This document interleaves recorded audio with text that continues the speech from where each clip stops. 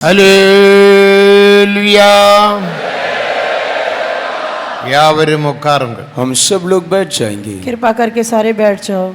Ezekiel എഴുതിന ദീർഘദർശന പുസ്തകം 1-ാം അധികാരം 28-ാം വചനത്തെ നാം വാസിപ്പോമാ. एजेकियल भविष्यवक्ता का पुस्तक पहला अध्याय के 28वें वचन को हम पढ़ेंगे। आज से हेजेकियल दी किताब पहला अध्याय 28 वचन पढ़ेंगे। എല്ലാ വോളണ്ടിയേഴ്സും அப்படியே ഉட்காரலாம். सारे वॉलंटियर्स जो बीच में खड़े हैं कृपा कर आप बैठिए। कृपा करके सारे वॉलंटियर्स जो विचकार खड़े हैं बैठ जाओ।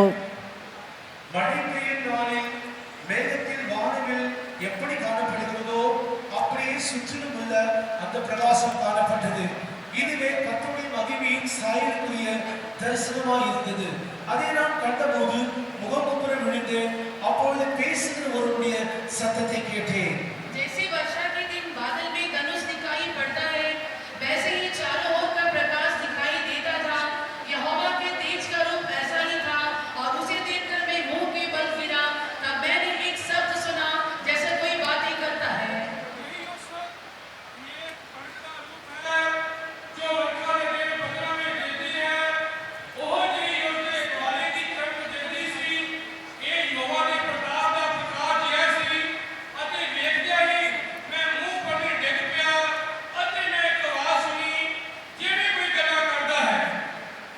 இதுவே கர்த்தருடைய மகிமையின் சாயலுக்கு ஒப்பான தரிசனம் என்று நாம் வாசித்தோம்.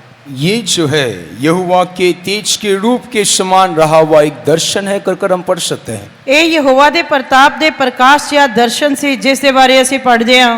இன்றைக்கு அந்த மகிமையை குறித்து நாம் சிந்திப்போம். आज उस तेज के बारे में हम ध्यान करने वाले हैं। आज ਅਸੀਂ ਉਸ ਦੇ प्रताप या तेज ਦੇ ਉੱਤੇ ਧਿਆਨ ਕਰਨ ਵਾਲੇ ਹਾਂ। BC 700-ാം ആണ്ടിൽ എസെക്കിയ എன்ற ദീർഘദർശിക്ക് ഒരു ദർശനം ഉണ്ടായിട്ട്. ईसा पूर्व 700 साल में एजेकियल भविष्यवक्ता के लिए एक दर्शन मिली। 700 ईसा पूर्व ਦੇ ਵਿੱਚ हेजेकियल ने ਇਹ दर्शन देखा। அவர் கேபார் நதி அண்டையில் இருந்து ஜெபம் பண்ணும்போது தேவன் அவனுக்கு ஒரு தரிசனத்தை கொடுத்தார். जब वो कबार नदी के पास रहकर जब प्रार्थना कर रहा था प्रभु ने उसके लिए एक दर्शन दिया।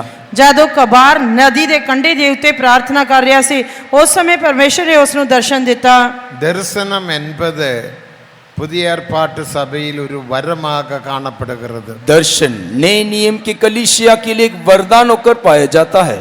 ਅਤੇ ਦਰਸ਼ਨ ਨਵੇਂ ਨਿਯਮ ਦੀ ਕਲੀਸਿया ਦੇ ਲਈ ਇੱਕ ਵਰਦਾਨ ਦੇ ਰੂਪ ਵਿੱਚ ਹੈ। இந்த வரம் நாம் யாவரும் பெற்றுக்கொள்ள வேண்டும். ये वरदान हम सारे लोगों को प्राप्त करना होगा। ਸਾਨੂੰ ਸਭ ਨੂੰ ਇਹ ਵਰਦਾਨ ਪ੍ਰਾਪਤ ਕਰਨਾ ਚਾਹੀਦਾ ਹੈ। எசேக்கிய புதிய ஏற்பாட்டு சபையை குறித்துள்ள ஒரு தரிசனத்தை பார்த்தார். ये एजेकियल जो है नए नियम के कलीसिया के प्रति एक दर्शन उसने देखा। हेजेकियल ने नवे नियम दी कलीसिया दे संबंध दे विच दर्शन देखा। அங்கே 4 ஜீவன்களை குறித்து வாசிக்கிறோம். यहाँ 4 प्राणियों के बारे में हम पढ़ सकते हैं। ਉੱਥੇ ਅਸੀਂ 4 ਜੰਤੂਆਂ ਦੇ ਬਾਰੇ पढ़ते हैं। அந்த ஜீவன்கள் வடதிசையிலே புசல் காற்றில் இருந்து வந்தது. ये जीवदारी जो है उत्तर दिशा से आया हुआ उस आंधी से वो दिखाई पड़ी।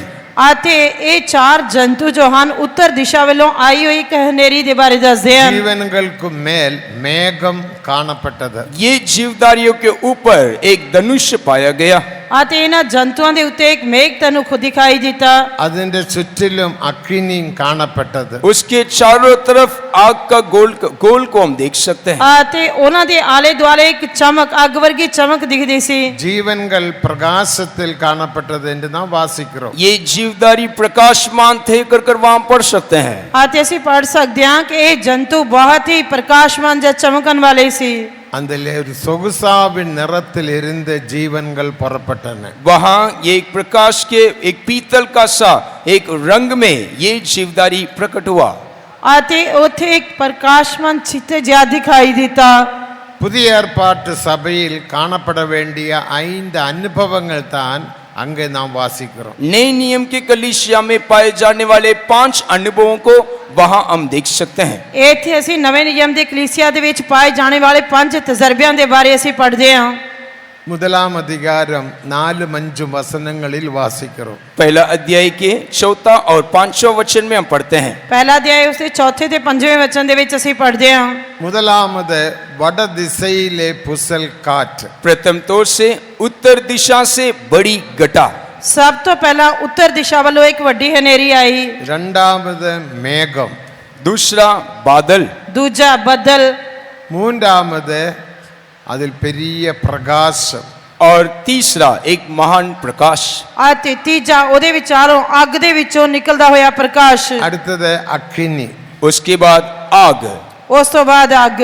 ஐந்தாவது சொகுசாவின் நிறம். और 5वां पीतल सा दिखाई पड़ा। ਅਤੇ ਪੰਜਵਾਂ ਪਿੱਤਲ ਵਰਗੀ ਇੱਕ ਸ਼ਕਲ ਵਿਖਾਈ ਦਿੱਤੀ। 5ஆம் வசனத்தின் கடைசியில் பார்க்கும்போது சொகுசாவின் நிறத்தில் இருந்து ஜீவன்கள் புறப்பட்டன என்று நாம் வாசிக்கிறோம். 5 वचन में जो पीतल सा दिखाई पड़ा, उसके बीच में से ये 4 जीवधारी प्रकट हुई। ਅਤੇ ਪੰਜਵਾਂ ਉਹ ਜਿਹੜੀ ਪਿੱਤਲ ਵਰਗੀ ਸ਼ਕਲ ਦਿਖਾਈ ਦਿੱਤੀ, ਉਸ ਦੇ ਵਿੱਚ 4 ਜੰਤੂ ਸਨ। இது புதிய ஏற்பாட்டு சபையில் காணப்பட வேண்டிய முக்கியமான 5 அனுபவங்கள். ये नए नियम के कलीसिया में पाए जाने वाला 5 प्रकार का अनुभव है। ਇਹ ਨਵੇਂ ਨਿਯਮ ਦੀ ਕਲੀਸਿਆ ਵਿੱਚ ਪਾਏ ਜਾਣ ਵਾਲੇ 5 ਪ੍ਰਕਾਰ ਦੇ ਤਜਰਬਿਆਂ ਨੂੰ ਦਰਸਾਉਂਦਾ ਹੈ। முதலாவது வடதிசையிலே புசல் காற்று என்பது வடதிசையாகிய சியோனில் இருந்து வருகிற அபிஷேகத்தை வெளிப்படுத்துகிறது. प्रथम तौर से उत्तर दिशा से आने वाली ये तूफान जो है, उत्तर दिशा वो सियोन को दिखाता है। ਅਤੇ ਸਭ ਤੋਂ ਪਹਿਲਾਂ ਉੱਤਰ ਦਿਸ਼ਾ ਦੇ ਵੱਲੋਂ ਆਉਣ ਵਾਲੀ ਹਨੇਰੀ ਜੋ ਹੈ, ਉੱਤਰ ਦਿਸ਼ਾ ਵੱਲੋਂ ਆਉਣ ਵਾਲੇ ਮਸਾਂ ਨੂੰ ਦਰਸਾਉਂਦੀ ਹੈ। 48ஆம் சங்கீதம் 2ஆம் வசனத்தை நாம் வாசிக்கும்போது வடதிசையில் உள்ள சியோன் பர்வதம் வடிப்பமான ஸ்தானமும் சர்வ பூமியின் மகிழ்ச்சியுமாயிருக்கிறது, அதுவே மகாராஜாவின் நகரம் என்று நாம் வாசிக்கிறோம். 48 भजन के दूसरा वचन में सियोन पर्वत ऊंचाई में सुंदर और सारे पृथ्वी के लिए हर्ष का कारण है, राजादि राजा का नगर उत्तर सिरे में है कर हम पढ़ सकते हैं। ਅਤੇ ਉਸ ਤੋਂ ਬਾਅਦ ਅਸੀਂ ਜ਼ਬੂਰਾਂ ਦੀ ਪੋਥੀ 48 ਅਧਿਆਇ ਦੂਜੇ ਵਚਨ ਦੇ ਵਿੱਚ ਪੜ੍ਹਦੇ ਹਾਂ, ਉਚਾਈ ਕਰਕੇ ਸੁੰਦਰ ਸਾਰੀ ਧਰਤੀ ਦੀ ਖੁਸ਼ੀ ਸਿਯੋਨ ਪਰਬਤ ਹੈ, ਜਿਹੜਾ ਉੱਤਰ ਦੀ ਵੱਲ ਮਹਾਰਾਜਾ ਦਾ ਸ਼ਹਿਰ ਹੈ। அந்த சியோனிலே அபிஷேகம் பெற்று நாம் புதிய ஏற்பாட்டு சபையாக மாற்றப்பட வேண்டும். वो सियोन से अभिषेक को प्राप्त करते हुए हम नए नियम के कलीसिया होकर हमें बनना है। ਅਸੀਂ ਸਿਯੋਨ ਤੋਂ ਮਸਾ ਪ੍ਰਾਪਤ ਕਰਕੇ ਨਵੇਂ ਨਿਯਮ ਦੀ ਕਲੀਸਿਆ ਬਣ ਜਾਂਦੇ ਹਾਂ। சபை என்று சொல்லும்போது 2 தெளிவுகள் நாம் காணப்பட வேண்டும். कलीसिया के बारे में हम देखने के समय उसमें 2 प्रकार का एक प्रकाशन हमारे भीतर होना चाहिए। ਅਤੇ ਜਦ ਨਵੇਂ ਨਿਯਮ ਦੀ ਕਲੀਸਿਆ ਕਿਹਾ ਜਾਂਦਾ ਤਾਂ ਇਸ ਦਾ ਮਤਲਬ ਕਿ ਸਾਡੇ ਅੰਦਰ 2 ਤਰ੍ਹਾਂ ਦਾ ਮੁਕਾਸ਼ਵਾ ਹੋਣਾ ਚਾਹੀਦਾ ਹੈ। முதலாவது பரிசுத்தாவின் அபிஷேகத்தினால் நாம் சரீரமான சபையாக மாற்றப்படுகிறோம். 1 கொரிந்தியர் 12ஆம் அதிகாரம் 13ஆம் வசனத்தில் வாசிக்கிறோம். पहला कुरिन्थी 18 अध्याय के 13 वचन के अनुसार प्रथम तौर से पवित्र आत्मा के अभिषेक के द्वारा हम नए नियम के कलीसिया में देह होकर हम बन जाते हैं। ਪਹਿਲਾ ਕੁਰਿੰਥੀਆਂ 12 ਅਧਿਆਇ 13 ਵਚਨ ਪੜਨ ਦੇ ਸਮੇਂ ਅਸੀਂ ਪਵਿੱਤਰ ਆਤਮਾ ਦਾ ਮਸਾ ਪ੍ਰਾਪਤ ਕਰਨ ਦੇ ਨਾਲ ਪ੍ਰਭੂ ਯੀਸ਼ੂ ਮਸੀਹ ਦੀ ਦੇਹ ਰੂਪੀ ਕਲੀਸਿਆ ਬਣ ਜਾਂਦੇ ਹਾਂ। அந்நிய பாஷை அடையாளத்துடன் அபிஷேகம் பெற்றவர்கள் தான் புதிய ஏற்பாட்டு சபையிலே சரீரமான சபையிலே அவயவங்கள் என்று நாம் விளங்கிக் கொள்ள வேண்டும். अन्य अन्य भाषा के चिन्ह के साथ अभिषेक प्राप्त किए हुए लोग नए नियम के कलीसिया के अंग होकर वे पाए जाएंगे। ਅਤੇ ਗੈਰ ਜ਼ੁਬਾਨ ਦੇ ਨਿਸ਼ਾਨ ਦੇ ਨਾਲ ਮਸਾ ਪ੍ਰਾਪਤ ਕੀਤੇ ਹੋਏ ਲੋਕ ਜੋ ਨਵੇਂ ਨਿਯਮ ਦੀ ਦੇਹ ਰੂਪੀ ਕਲੀਸਿਆ ਉਸ ਦੇ ਅੰਗ ਬਣ ਜਾਂਦੇ ਆ। சபையுடைய அடுத்த விளக்கம் எபேசியர் 1ஆம் அதிகாரம் 24ஆம் வசனத்தை நாம் வாசிக்கும் போது अगला इफिसी की पत्री का पहला अध्याय के 24वें वचन को हम देखने के समय ਅਫਸੀਆਂ ਦੀ ਪੱਤਰੀ ਪਹਿਲਾ ਅਧਿਆਇ 24 ਵਚਨ ਵੇਖਣ ਦੇ ਸਮੇਂ நிறைவான சரீரமான சபை என்று நாம் வாசிக்கிறோம். 23 वचन में उसकी देह है जो उसकी पूर्णता और सब कुछ पूर्ण करता है। ਅਤੇ ਇਹ ਉਸ ਦੀ ਦੇਹ ਅਰਥਾਤ ਉਸ ਦੀ ਭਰਪੂਰੀ ਜਿਹੜੀ ਸਭਨਾ ਵਿੱਚ ਸਭੋ ਕੁਝ ਭਰਦਾ ਹੈ। இந்த சபையானது அபிஷேகம் பெற்றால் மட்டும் போதாது, அது வளர்ந்து வளர்ந்து வளர்ந்து பூர்ண சபையாக நிறைவான சபையாக காணப்பட வேண்டும். ये कलीसिया केवल अभिषेक पाना काफी नहीं है, बल्कि ये बढ़ते हुए एक परिपूर्णता को वे हासिल करना चाहिए। ਕਲੀਸਿਆ ਦੇ ਵਿੱਚ ਕੇਵਲ ਮਸਾ ਪ੍ਰਾਪਤ ਕਰਨਾ ਹੀ ਕਾਫੀ ਨਹੀਂ ਹੈ, ਸਗੋਂ ਉਸ ਦੇ ਵਿੱਚ ਅਸੀਂ ਵਾਧੇ ਉਸ ਦੀ ਸੰਪੂਰਨਤਾ, ਉਸ ਦੀ ਪੂਰੀ ਭਰਪੂਰੀ ਵਿੱਚ ਆਉਣੇ ਚਾਹੀਦੇ ਹਾਂ। സഭയെ വളർത്തുമ്പടിയാക എഫേസ്യർ 4-ാം അധികാരം 13-ാം വസനത്തിൽ വാസിക്കുന്നത് പോലെ 5 വിധ ഉദ്യോഗസ്ഥരുകളെ ദേവൻ സഭയിൽ ഏർപ്പെടുത്തിനാർ. ये कलीसिया के बढ़ोतरी के लिए प्रभु ने कलीसिया में 5 प्रकार के उद्योगों को प्रभु ने नियुक्त करके रखा है। ਅਫਸੀਆਂ ਦੀ ਪੱਤਰੀ 4 ਅਧਿਆਇ 11 ਵਚਨ ਦੇ ਵਿੱਚ ਪੜ੍ਹਨ ਦੇ ਨਾਲ ਕਲੀਸਿਆ ਦੀ ਆਤਮਿਕ ਉન્નਤੀ ਦੇ ਲਈ ਇਸ ਦੇ ਵਿੱਚ 5 ਪ੍ਰਕਾਰ ਦੇ ਸੇਵਕਾਂ ਨੂੰ ਰੱਖਿਆ ਗਿਆ ਹੈ। 5 വിധமான ഉദ്യോഗസ്ഥர்களால் இந்த சபையானது வளருகிறது. ये 5 प्रकार के उद्योगों के द्वारा ये कलीसिया बढ़ता है। ਅਤੇ ਇਹ 5 ਪ੍ਰਕਾਰ ਦੇ ਸੇਵਕਾਂ ਦੇ ਦੁਆਰਾ ਇਸ ਕਲੀਸਿਆ ਦੀ ਉન્નਤੀ ਹੁੰਦੀ ਹੈ। இப்படிப்பட்டதான ஊழியர்களுக்கு சில தகுதிகள் தேவை. ऐसे इन सेवकों के लिए एक योग्यता अनिवार्य है। ਪਰ ਇਸ ਪ੍ਰਕਾਰ ਦੇ ਸੇਵਕਾਂ ਦੇ ਲਈ ਇੱਕ ਯੋਗਤਾ ਚਾਹੀਦੀ ਹੈ। புதிய ஏற்பாட்டு சபையிலே ஊழியர்கள் எல்லாரும் ஊழியர்களாக மாற்றப்பட முடியாது. नए नियम की कलीसिया में सारे लोग सेवक होकर नहीं बन सकते हैं। ਨਵੇਂ ਨਿਯਮ ਦੀ ਕਲੀਸਿਆ ਦੇ ਵਿੱਚ ਸਾਰੇ ਲੋਕ ਸੇਵਕ ਨਹੀਂ ਬਣ ਸਕਦੇ। இந்த தகுதியை பெற்றவர்கள் தான் புதிய ஏற்பாட்டு சபையிலே ஊழியர்களாக மாற்றப்படுவார். इन योग्यता को प्राप्त किए हुए लोग नए नियम के कलीसिया के सेवक होकर वे बन सकते हैं। ਪਰ ਕੁਝ ਖਾਸ ਯੋਗਤਾਵਾਂ ਨੂੰ ਪ੍ਰਾਪਤ ਕੀਤੇ ਹੋਏ ਲੋਕ ਹੀ ਨਵੇਂ ਨਿਯਮ ਦੀ ਕਲੀਸਿਆ ਦੇ ਸੇਵਕ ਬਣ ਸਕਦੇ ਹਨ। முதலாவது அவர் அழைப்பை பெற்றுக்கொள்ள வேண்டும். सर्वोत्तम प्रथम बात यह है उनके लिए एक बुलाहट होना चाहिए। ਅਤੇ ਸਭ ਤੋਂ ਪਹਿਲਾਂ ਉਹਨਾਂ ਦੇ ਲਈ ਇੱਕ ਸੱਦਾ ਹੋਣਾ ਚਾਹੀਦਾ ਹੈ। எபிரேயர் 5-ாம் அதிகாரம் 4-ாம் வசனத்தில் வாசிக்கிறோம். इब्रानी की पत्रिका 5वां अध्याय के 4 वचन में हम पढ़ते हैं। ਇਬਰਾਨੀ ਦੀ ਪੱਤਰੀ 5ਵਾਂ ਅਧਿਆਇ 4 ਵਚਨ ਪੜ੍ਹਨ ਦੇ ਸਮੇਂ ஆரோனை போல அழைக்கப்படாமல் தானாக சுயமாக இந்த கனமான ஊழியத்தை ஒருவனாலும் செய்ய முடியாது என்று நாம் வாசிக்கிறோம். यदि आरोन के समान यदि हम बुलाए नहीं गए तो इस महिमा बढ़ावा सेवा अपने आप से कोई नहीं कर सकता, कर ਅਤੇ पड़ सकता ਕੋਈ है। ਆਪਣੇ ਆਪ ਇਹ ਇੱਜ਼ਤ ਨਹੀਂ ਲੈਂਦਾ, ਪਰ ਤਦੋਂ ਜਦ ਹਾरून ਦੀ ਨਿਆਈ ਪਰਮੇਸ਼ਰ ਦਾ ਬੁਲਾਇਆ ਹੋਇਆ ਹੋਵੇ। இரண்டாவது லூக்கா 24-ாம் அதிகாரம் 49-ாம் வசனத்தின்படி பரிசுத்தாவின் அபிஷேகம் அந்நிய பாஷா அடையாளத்துடன் அவர்கள் பெற்றுக்கொள்ள வேண்டும். दूसरा लूका सुसमाचार 24 के 49 के अनुसार पवित्र आत्मा के अभिषेक को अन्य भाषा के चिन्ह के साथ वे प्राप्त करना है। ਅਤੇ ਦੂਜਾ ਲੂਕਾ ਦੀ ਇੰਜੀਲ 24 ਅਧਿਆਇ 49 ਵਚਨ ਦੇ ਵਿੱਚ ਅਸੀਂ ਵੇਖਦੇ ਹਾਂ ਕਿ ਉਹਨਾਂ ਨੇ ਪਵਿੱਤਰ ਆਤਮਾ ਗੈਰ ਜ਼ੁਬਾਨ ਦੇ ਨਿਸ਼ਾਨ ਦੇ ਨਾਲ ਪ੍ਰਾਪਤ ਕਰਨਾ ਹੈ। அவர்கள் காத்திருந்து அப்போஸ்தல நடபடிகள் 2-ாம் அதிகாரம் முதல் 4 வசனத்தின்படி வாசிக்கிறது போல अभिषेकத்தை பெற்றுக்கொண்டார்கள். वे बाट जोकर प्रेरितों का काम दूसरा अध्याय के पहले 4 वचन में जैसे हम पढ़ सकते हैं, इंतजार करते हुए उस पवित्र आत्मा के अभिषेक को वे प्राप्त कर लिए। ਜਿਸ ਤਰ੍ਹਾਂ ਰਸੂਲਾਂ ਦੇ ਕਰਤੱਵ ਦੂਜਾ ਅਧਿਆਇ ਉਸ ਦੇ ਪਹਿਲੇ 4 ਵਚਨਾਂ ਦੇ ਵਿੱਚ ਪੜ੍ਹਦੇ ਹਾਂ ਕਿ ਜਦੋਂ ਇੰਤਜ਼ਾਰ ਕਰ ਰਹੇ ਸਨ ਤਾਂ ਉਹਨਾਂ ਨੇ ਗੈਰ ਜ਼ੁਬਾਨ ਦੇ ਨਿਸ਼ਾਨ ਨਾਲ ਪਵਿੱਤਰ ਆਤਮਾ ਪ੍ਰਾਪਤ ਕੀਤਾ। अन्य भाषையில் பேசினார்கள். वे सारे लोग अन्य अन्य भाषा में बोले। ਉਹ ਸਾਰੇ ਗੈਰ ਜ਼ੁਬਾਨ ਬੋਲਣ ਲੱਗੇ। அப்போஸ்தல நடபடிகள் 2-ாம் அதிகாரம் 4-ாம் வசனத்தை வாசிக்கும் போது ஆவியானவர் தந்தருளின வரத்தின்படி அவர்கள் வெவ்வேறு பாஷைகளில் பேசினார்கள் என்று நாம் வாசிக்கிறோம். प्रेरितों का काम दूसरा अध्याय के 4 वचन के अनुसार वे सब पवित्र आत्मा से भर गए और जिस प्रकार आत्मा ने उन्हें बोलने की सामर्थ दी वे अन्य अन्य भाषा बोलने लगे कर कदम पढ़ सकते हैं। ਰਸੂਲਾਂ ਦੇ ਕਰਤੱਵ ਦੂਜਾ ਅਧਿਆਇ 4ਥੇ ਵਚਨ ਦੇ ਵਿੱਚ ਅਸੀਂ ਵੇਖਦੇ ਹਾਂ ਤਦ ਉਹ ਸਭੇ ਪਵਿੱਤਰ ਆਤਮਾ ਨਾਲ ਭਰ ਗਏ ਅਤੇ ਹੋਰ ਬੋਲੀਆਂ ਬੋਲਣ ਲੱਗ ਪਏ ਜਿਵੇਂ ਆਤਮਾ ਨੇ ਉਹਨਾਂ ਨੂੰ ਬੋਲਣ ਦਿੱਤਾ। மூன்றாவது தகுதி 2 கொரிந்தியர் 5-ாம் அதிகாரம் 16-ாம் வசனத்தை வாசிக்கும் போது மாம்சத்தின்படி ஒருவனையும் அறியாமல் ஜீவிக்க வேண்டும். तीसरा दूसरा कुरिन्ती 5वां अध्याय के 16 वचन के अनुसार वे शारीरिक रीति से किसी को वे जानना नहीं चाहिए। ਦੂਜਾ ਕੁਰਿੰਥੀਆਂ 5 ਅਧਿਆਇ 16 ਵਚਨ ਦੇ ਅਨੁਸਾਰ ਉਹ ਕਿਸੇ ਨੂੰ ਸਰੀਰਿਕ ਤੌਰ ਤੇ ਨਹੀਂ ਜਾਣਨੇ ਚਾਹੀਦੇ। அவர் பாஷையையும் ஜாதியையும் அறியாமல் ஜீவிக்க வேண்டும். भाषा और जाति को जाने बिना वे जीना होगा।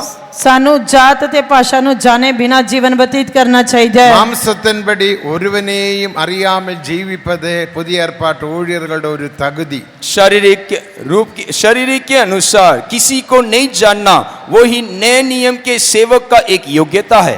ਨਵੇਂ ਨਿਯਮ ਦੇ ਸੇਵਕਾਂ ਦੀ ਯੋਗਤਾ ਇਹ ਹੈ ਕਿ ਉਹ ਸਰੀਰਿਕ ਤੌਰ ਤੇ ਕਿਸੇ ਨੂੰ ਨਹੀਂ ਜਾਣਨੇ ਚਾਹੀਦੇ। 4வது தகுதி அவர்கள் அனுப்பப்பட வேண்டும். யோவான் எழுதின சுவிசேஷம் 20-ாம் அதிகாரம் 21ஆம் வசனத்தை வாசிக்கும் போது என் பிதா என்னை அனுப்பினது போல நான் உங்களையும் அனுப்புகிறேன் என்று நாம் வாசிக்கிறோம். यूहन्ना सुसमाचार 20वां अध्याय के 21वां वचन के अनुसार जैसा मेरे पिता ने मुझे भेजा मैं भी तुम्हें भेजता हूँ वैसे ही वे भेजा जाना होगा।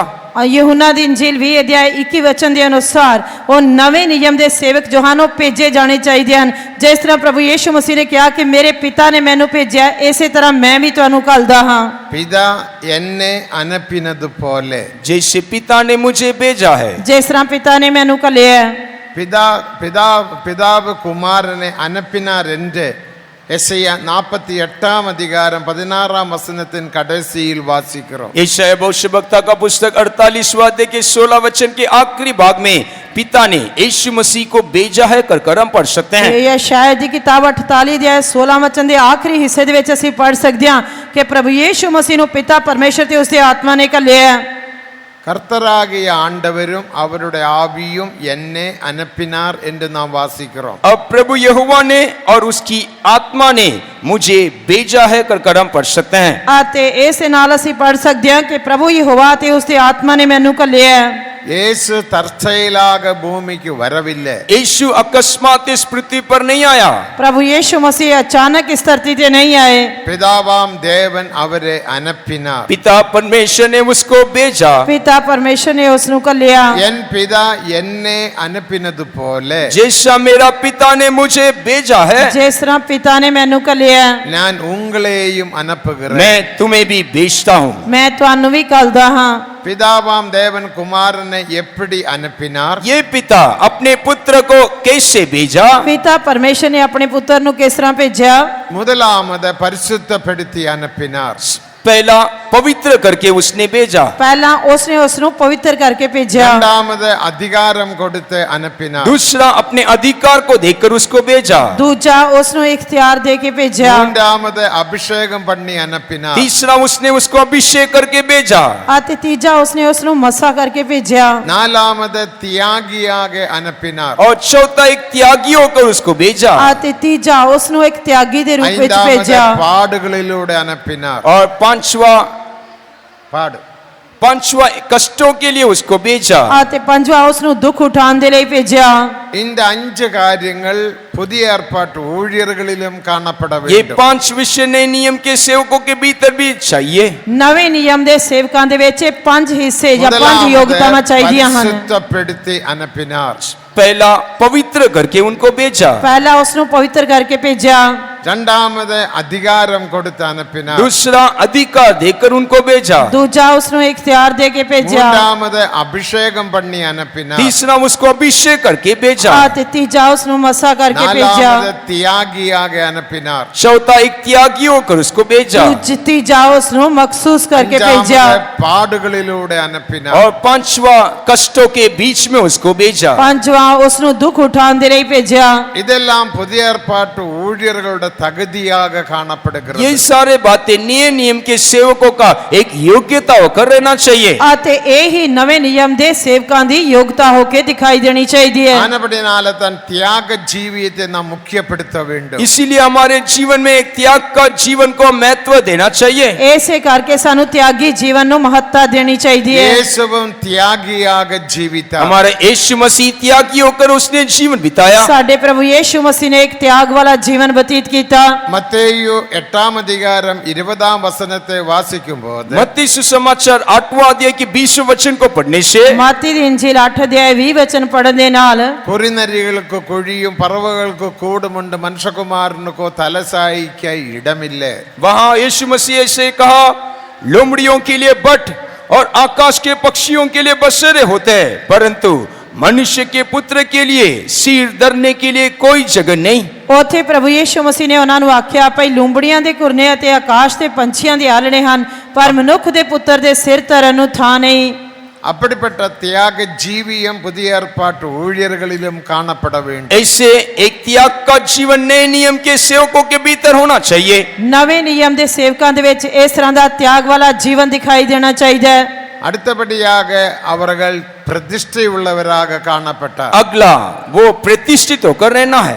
आते अगला कि वो एक त्यागी जा मखसूस किते हुए करके दिखाई देने चाहिए ਹਨ। பிரதிஷ்டையில் ரெண்டு பகுதியை நாம் பார்க்கின்றோம். ये प्रतिष्ठा में दो भाग को हम देख सकते हैं. ਮਖਸੂਸੀਅਤ ਦੇ ਵਿੱਚ ਅਸੀਂ ਦੋ ਹਿੱਸੇ ਵੇਖ ਸਕਦੇ ਹਾਂ। லூக்கா 14 அதிகாரம் 26 வசனத்தை வாசிக்கும் போது, என்னுடைய ஊழியம் நிமித்தம் தகப்பனையாவது தாயாவது சகோதரனையாவது சகோதரியாவது மனைவியாவது பிள்ளைகளையாவது சொந்த ஜீவனையும் வெறுக்காவிட்டால் என்னுடைய சீஷனாய் இருக்க முடியாது என்று நாம் வாசிக்கிறோம். लूका सुसमाचार 14 के 26 के अनुसार, यदि कोई मेरे पास आए और अपने पिता और माता और पत्नी और बच्चों और भाइयों और बहनों वरन अपने प्राण को भी अप्रिय न जाने तो वो मेरा चेला नहीं हो सकता है. ਲੂਕਾ ਦੀ ਇੰਜੀਲ 14 ਦੇ 26 ਵਚਨ ਦੇ ਵਿੱਚ ਅਸੀਂ ਪੜ੍ਹਦੇ ਹਾਂ, ਜੇ ਕੋਈ ਮੇਰੇ ਕੋਲ ਆਵੇ ਔਰ ਆਪਣੇ ਪਿਓ ਅਤੇ ਮਾਂ ਅਤੇ ਤੀਵੀਂ ਅਤੇ ਬਾਲ ਬੱਚਿਆਂ ਅਤੇ ਭਾਈਆਂ ਅਤੇ ਭੈਣਾਂ ਨਾਲ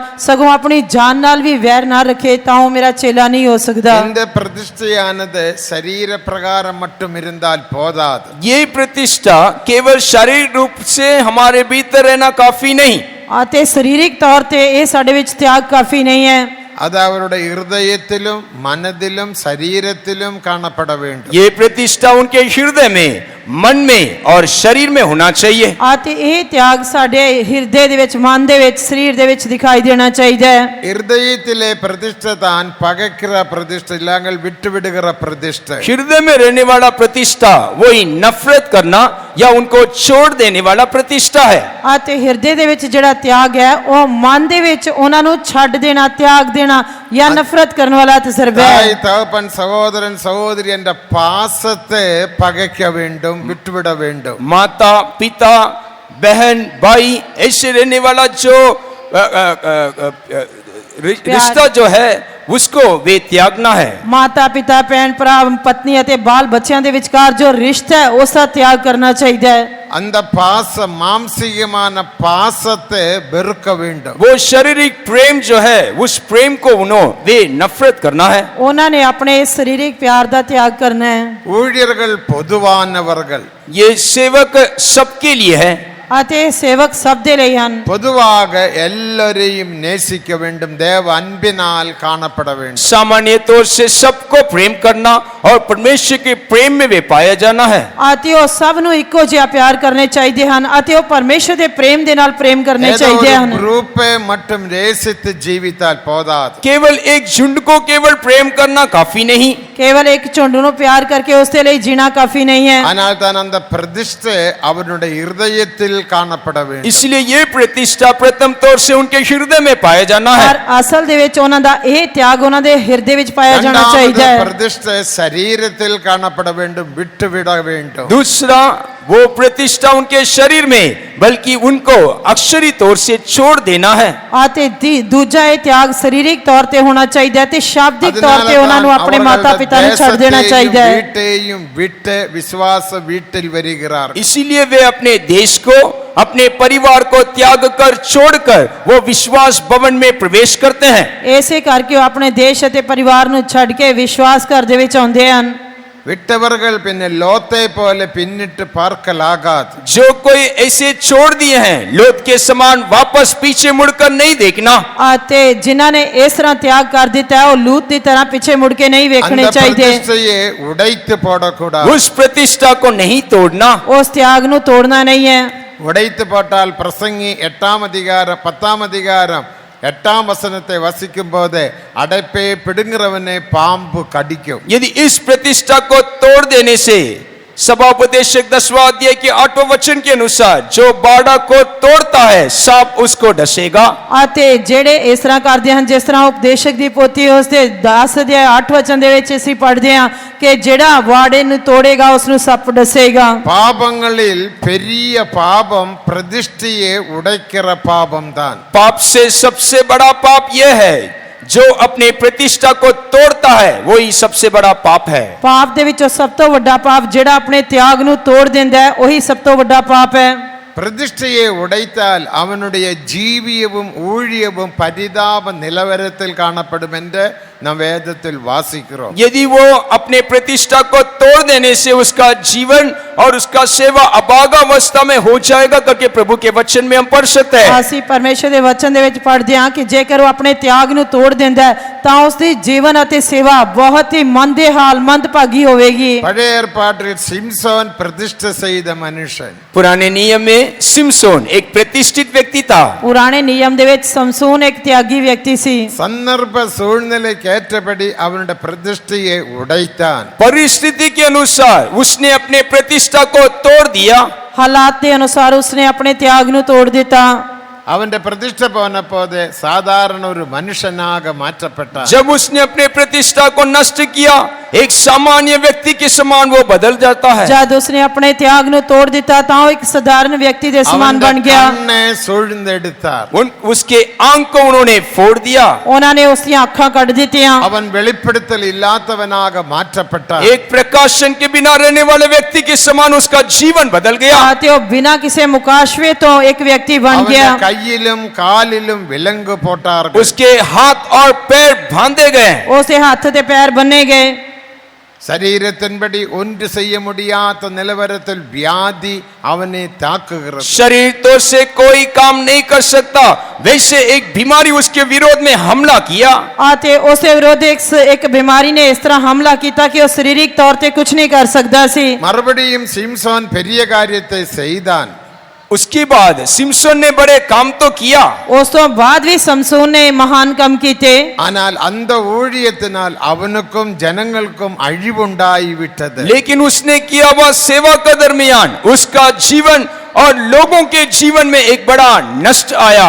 ਪਰ ਉਸ ਤੋਂ ਬਾਅਦ ਉਸਦੇ ਦੁਆਰਾ ਕੀਤੀ ਗਈ ਸੇਵਾ ਦੇ ਨਾਲ ਉਸਦੇ ਆਪਣੇ ਅਤੇ ਦੂਜਿਆਂ ਦੇ ਲਈ ਇੱਕ ਬਹੁਤ ਵੱਡਾ ਵਿਨਾਸ਼ ਆਇਆ। பிரதிஷ்டையை உடைப்பது பெரிய பாவம். इसीलिए हमारा प्रतिष्ठा को तोड़ना एक बड़ा पाप है। ਇਸ ਕਰਕੇ ਪ੍ਰਤਿਸ਼ਠਾ ਜਾਂ ਤਿਆਗ ਨੂੰ ਤੋੜਨਾ ਬਹੁਤ ਵੱਡਾ ਪਾਪ ਹੈ।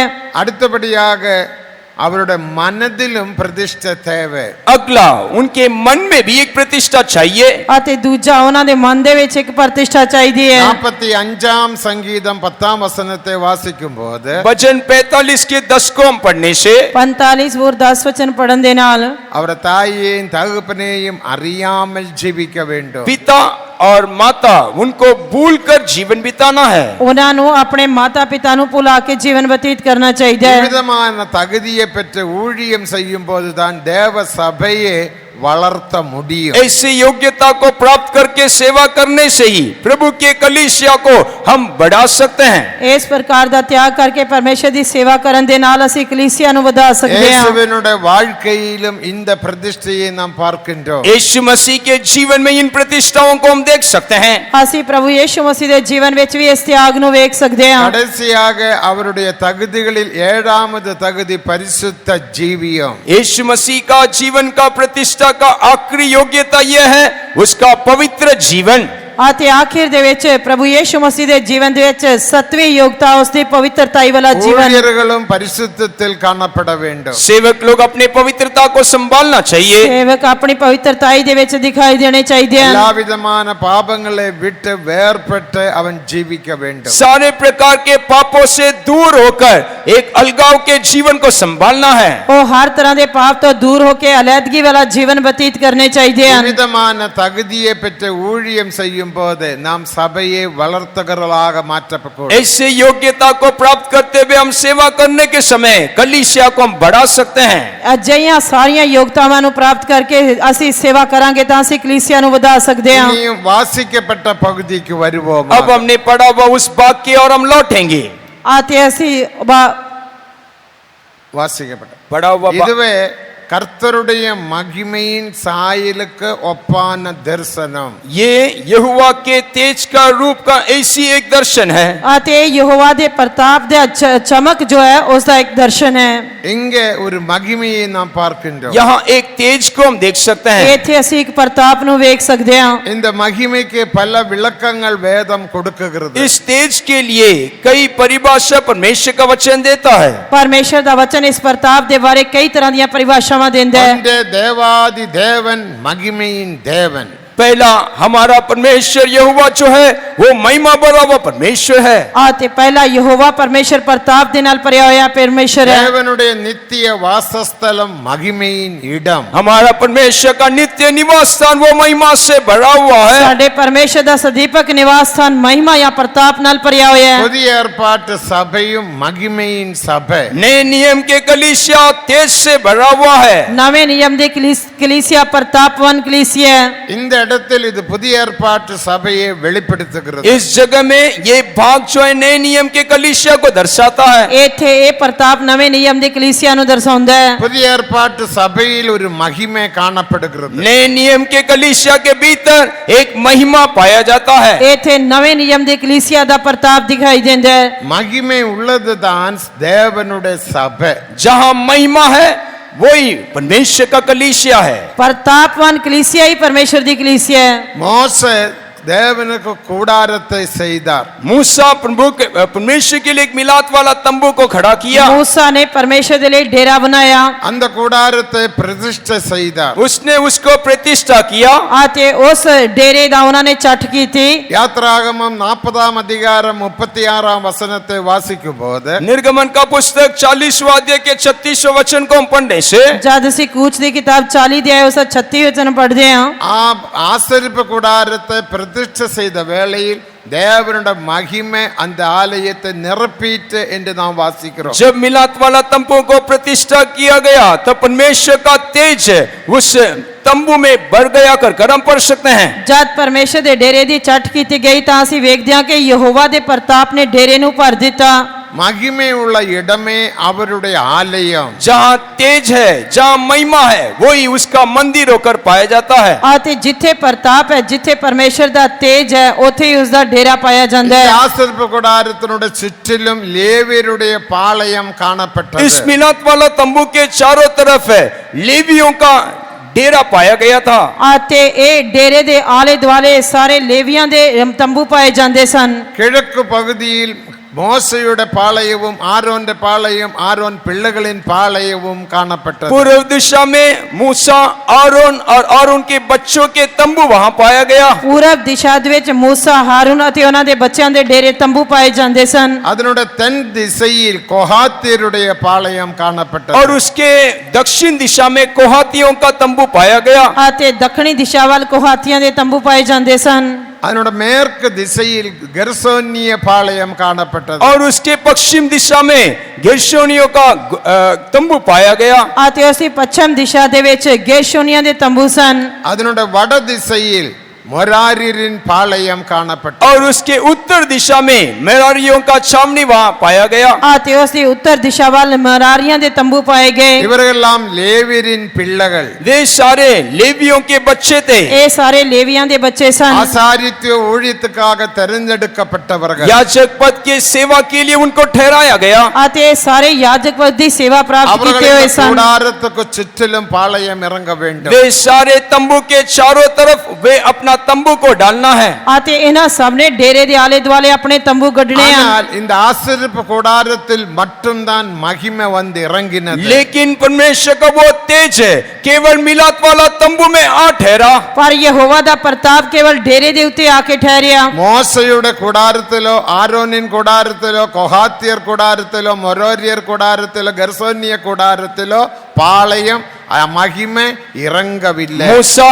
आरोन आरोन के बच्चे गेर्शोनी मेरारी कोहाती ऐसे किसी का भी तंबू में परमेश्वर का तेज आ नहीं ठहरी। पर मूसा हारून उन्हां दे बच्चियां दे उत्ते कोहातियां दे मेरारियां दे गेर्शोनियां दे तंबू उत्ते परमेश्वर दी महिमा नहीं उतरी। மோசேயுடைய கூடாரத்தில் பாட்டுகள் சத்தம் ஸ்தோத்திரத்தின் சத்தம் தேவனை துதிக்கிற சத்தம் கேட்கப்பட்டது। मूसा के तंबू में गीत का परमेश्वर को महिमा देने वाला धन्यवाद का और प्रार्थना का आवाज सुनाई पड़ी। पर मूसा दे तंबू दे विचों परमेश्वर दी महिमा करन दी उसदी तारीफ दी उसदी उस्तर दी आते प्रार्थना दी गीत दी आवाज सुनाई दी थी।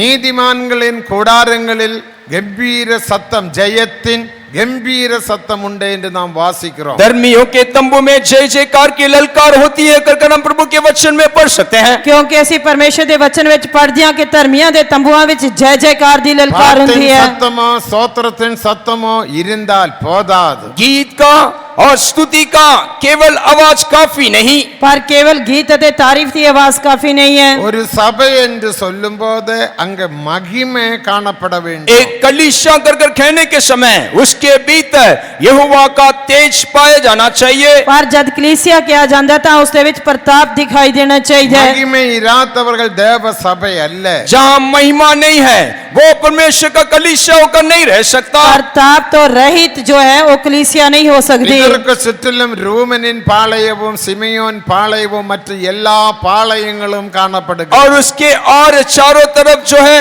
रूबन सिमियोन और कईयों के उस तंबू को हम देख सकते हैं। ਅਤੇ ਉਸ ਦੇ ਆਲੇ ਦੁਆਲੇ ਰੌਬਨ ਸ਼ਿਮਯੋਨ ਅਤੇ ਬਾਕੀ ਗੋਤਰਾਂ ਦੇ ਤੰਬੂਆਂ ਨੂੰ ਵੇਖ ਸਕਦੇ எல்லா ਹਾਂ। பாளையங்களிலும் தேவனை துதிக்கிற துதிகளும் பாடல்களும் மற்றும் எல்லாம் உண்டு. हर तंबू में प्रभु का महिमा, प्रभु को स्तुति करना, गीत गाना, ये आवाज सुनाई पड़ी।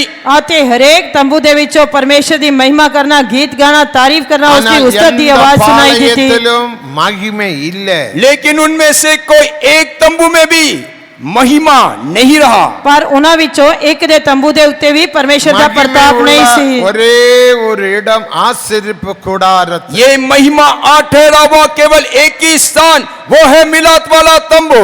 ਪ੍ਰਤਾਪ ਵਾਲਾ ਕੇਵਲ ਇੱਕੋ ਇੱਕ ਜਗ੍ਹਾ ਸੀ, ਉਹ ਯਹੋਵਾ ਦਾ ਡੇਰਾ। ஆனபடினால்தான் அது தேவனுடைய கூடாரமாக, தேவனுடைய ஆலயமாக, சாட்சி நிலையமாக காணப்பட்டது. इसलिए वो परमेश्वर का तंबू होकर, साक्षी पत्र का तंबू होकर वो पाया गया। ऐसे करके और यहोवा दा डेरा या साखी दा नेम दा संदूक करके पाया गया। தேவனுக்கு மகிமை. निश्चय की महिमा हो, परमेश्वर के नाम दी महिमा होए। ஆனபடினால் மகிமையை நாம் பெற்றுக்கொள்ள வேண்டும். इसलिए उस महिमा को हमें प्राप्त करना है। इस करके सानू परमेश्वर दे जलाल नु प्राप्त करना எப்படி चाहिए। நாம் மகிமையை பெற்றுக்கொள்ளலாம்? कैसे इस महिमा को हम प्राप्त कर सकते हैं? आसी किस तरह इस जलाल नु प्राप्त कर सकते हैं?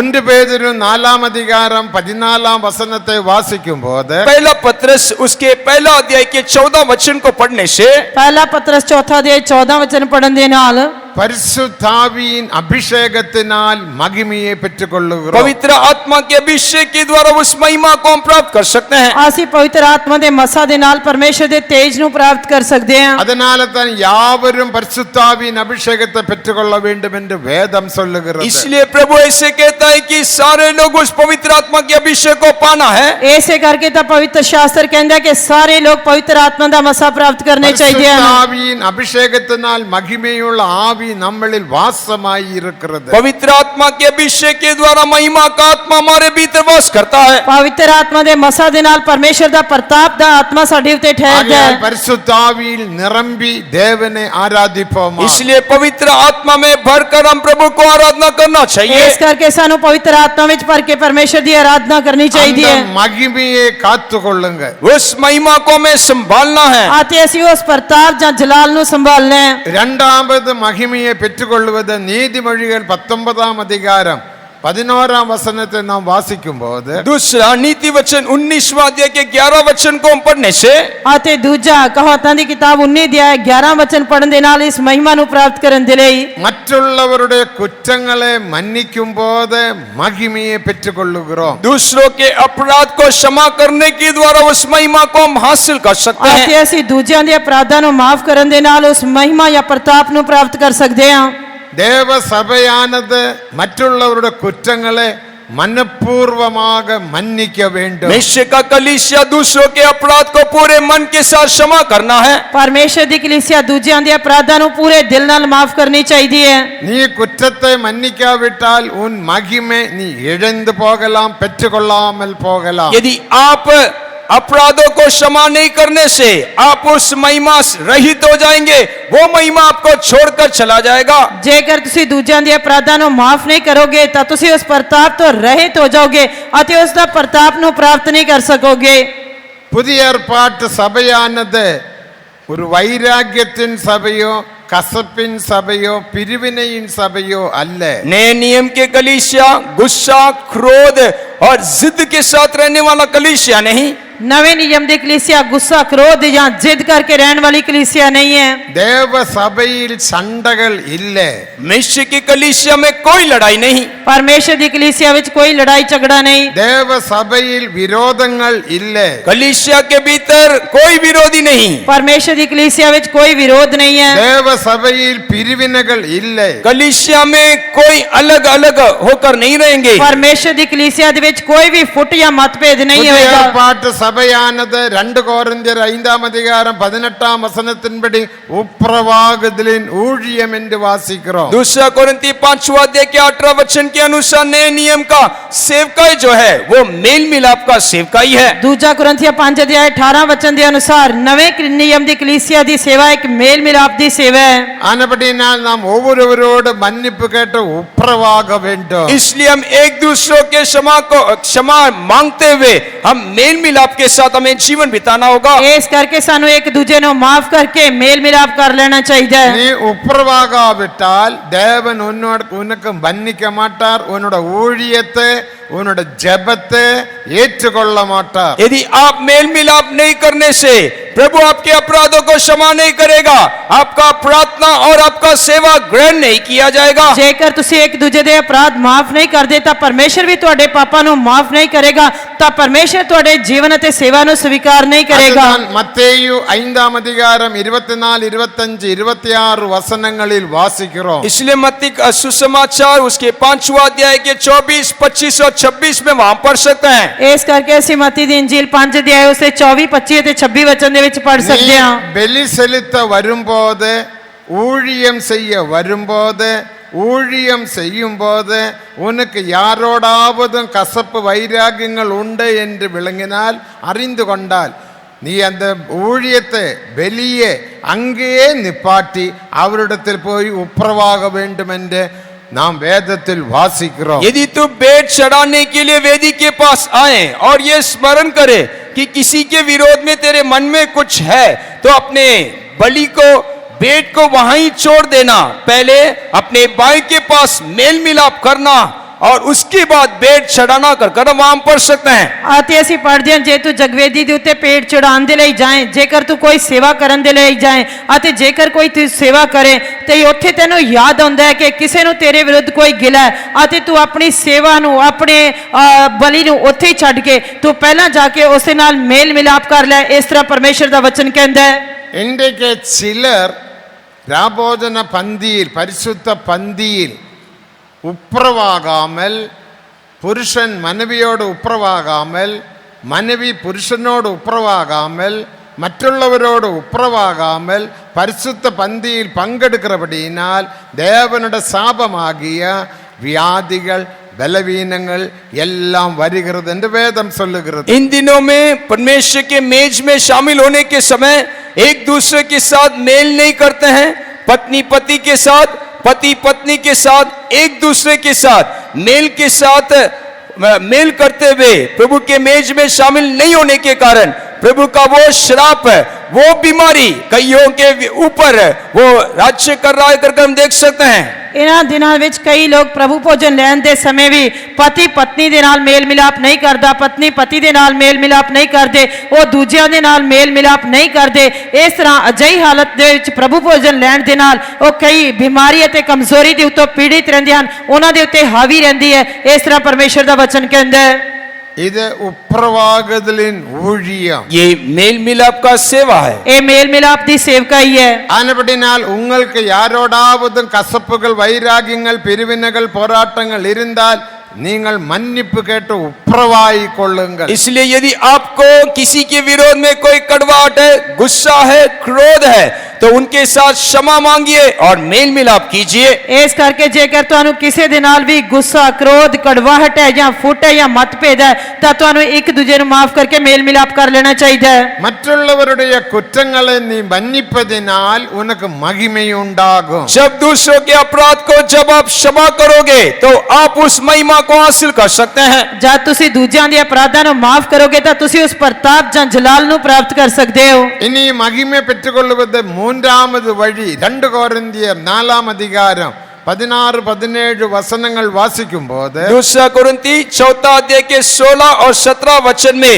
ये महिमा को प्राप्त करने का अगला अनुभव को हम देख सकते हैं। ਅਤੇ ਇਸ ਮਹਿਮਾ ਨੂੰ ਪ੍ਰਾਪਤ ਕਰਨ ਦੇ ਲਈ ਅਸੀਂ ਇੱਕ ਹੋਰ ਤਜਰਬਾ ਵੇਖ ਸਕਦੇ ਹਾਂ। ਦੂਜਾ ਕੁਰਿੰਥੀਆਂ 4 ਅਧਿਆਇ 16 ਤੇ 17 ਵਚਨ ਵਿੱਚ ਵੇਖਦੇ ਹਾਂ। இயேசுவுக்காக தேவனுடைய உபதேசத்துக்காக சத்தியத்துக்காக நமது ஆவியிலும் ஆத்மாவிலும் சரீரத்திலும் मनपूर्वமாக பாடுபட்டு जीविताल महिமையை பெற்றுக்கொள்ளலாம்। सच्चाई के लिए, उपदेशों के लिए पूरे मन के साथ हमारे आत्मा प्राण शरीर में जब हम क्लेश के लिए जगह देते हैं तब उस महिमा को हम हासिल कर सकते हैं। ਜੇਕਰ ਅਸੀਂ ਪ੍ਰਭੂ ਯੀਸ਼ੂ ਮਸੀਹ ਦੇ ਲਈ, ਪਿਤਾ ਪਰਮੇਸ਼ਰ ਦੇ ਲਈ ਅਤੇ ਸੇਵਾ ਦੇ ਲਈ ਆਪਣੇ ਆਤਮਾ ਪ੍ਰਾਣ ਸਰੀਰ ਦੇ ਵਿੱਚ ਦੁੱਖ ਉਠਾਉਂਦੇ ਹਾਂ ਤਾਂ ਅਸੀਂ ਇਸ ਪ੍ਰਤਾਪ ਜਾਂ ਜਲਾਲ ਨੂੰ ਪ੍ਰਾप्त ਕਰ ਸਕਦੇ ਹਾਂ।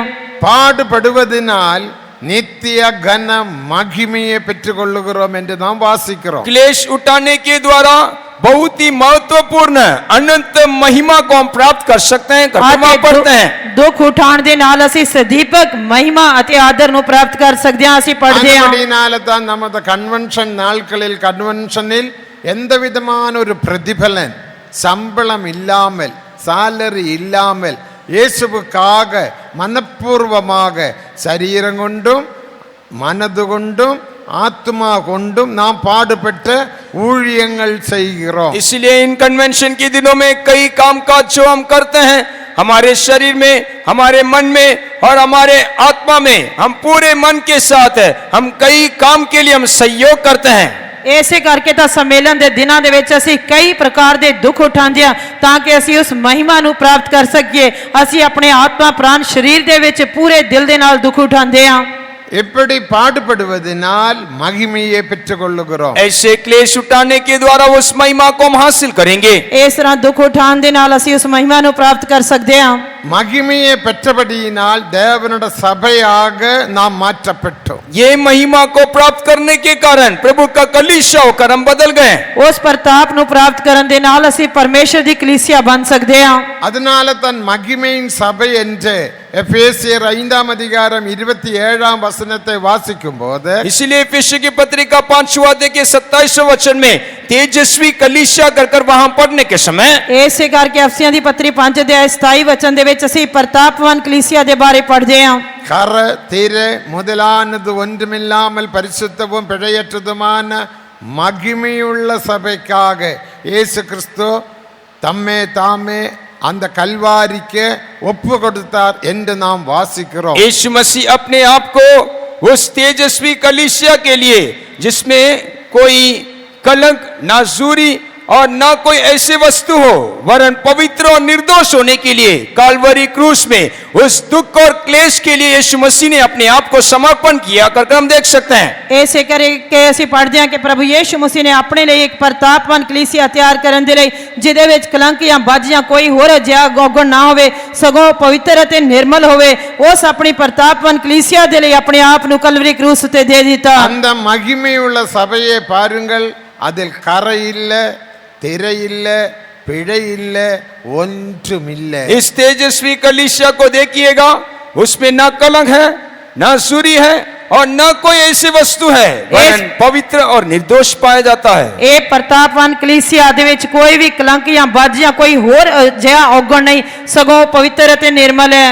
അപ്പോൾ மகிமையை பெற்றவர்கள் தான் தேவ சபை என்று நாம் விளங்கிக் கொள்ள வேண்டும்। इसलिए ये तेज जिसने पाया है वही परमेश्वर का कलीसिया कर हम देख सकते हैं। ਇਸ ਕਰਕੇ ਪ੍ਰਤਾਪ ਨੂੰ ਪ੍ਰਾਪਤ ਕੀਤੇ ਹੋਏ ਲੋਕਾਂ ਨੂੰ ਨਹੀਂ ਅਸੀਂ ਕਲੀਸਿया ਕਹਿ ਸਕਦੇ ਹਾਂ।